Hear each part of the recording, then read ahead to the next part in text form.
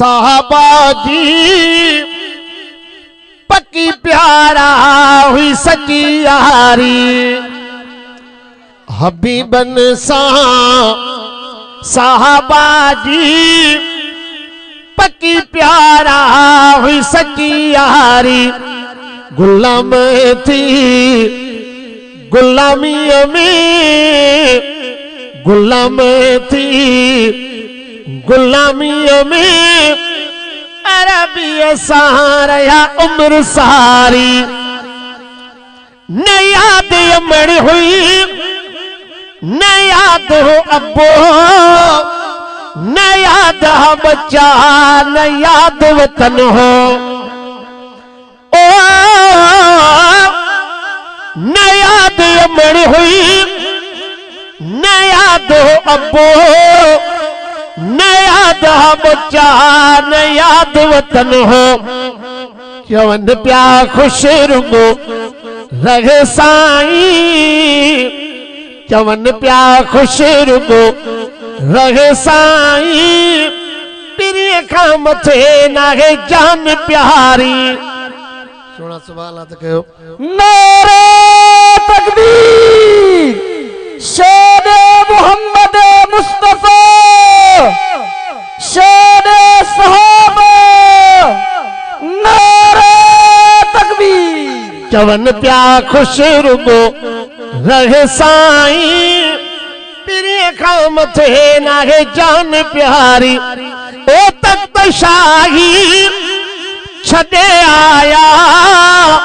लिंगन ते गुण ढके आया ओ तख्त शाही छड़े आया लिंगन ते गुण ढके आया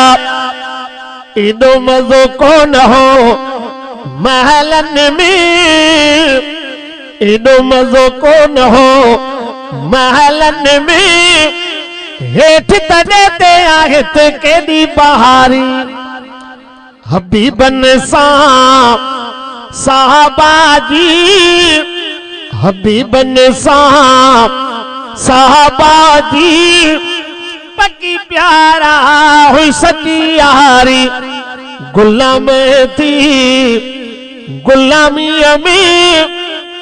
अरबी सारा उम्र सारी ओ परे परे खा आशिक चन प्या न मोटी वन पोही रोई चन प्या ओ परे परे खा आशिक चन प्या न मोटी वन पो रोई चवन प्या हरेश सजण ता सदके करे हरेश सजण ता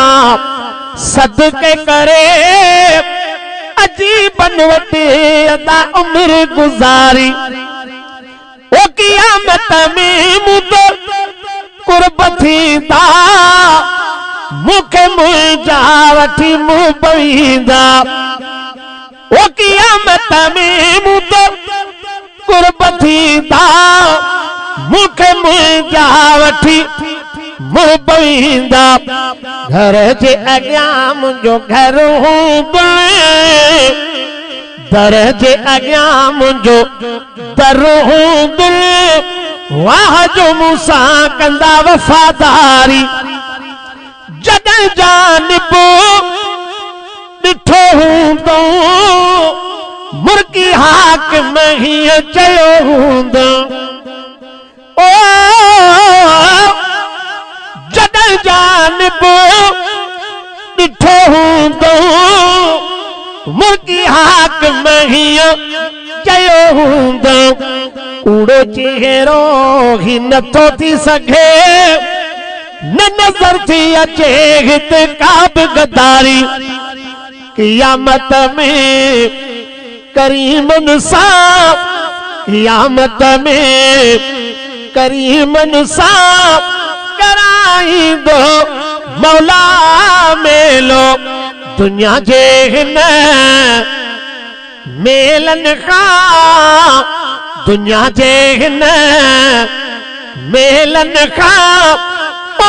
हूंदो जुदा मेलो ओ तक सोना रब लगाईंदो सजण मुझे के पो घुराईंदो अची दर्शन सबन के करायो मुंह आतो लाए मेलो हबीबन सां ओ क़यामत में करीमन सां कराईंदो मौला मेलो।